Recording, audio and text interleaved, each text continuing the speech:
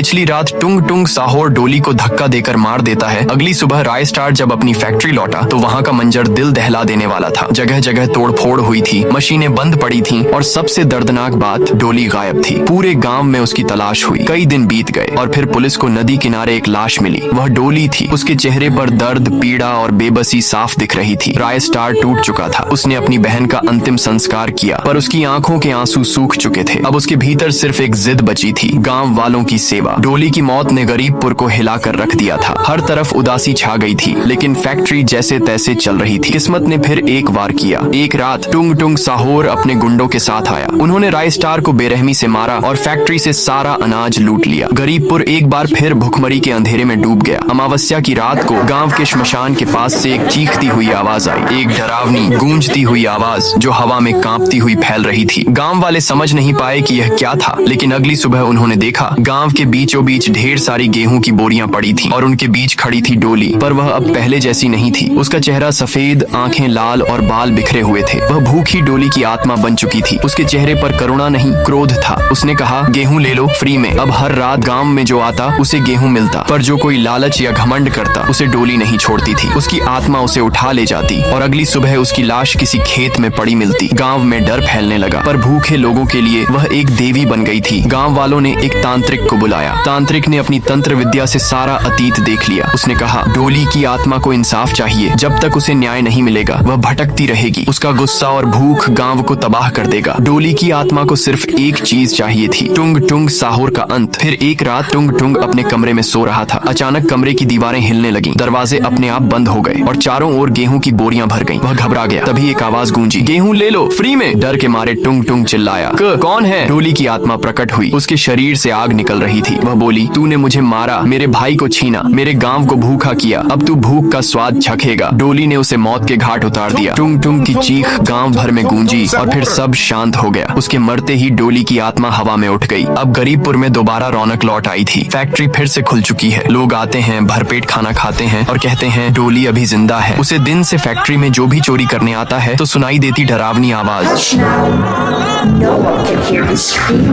अगर आपको ये वीडियो पसंद आया तो कमेंट में लिखो, डोली अभी जिंदा है।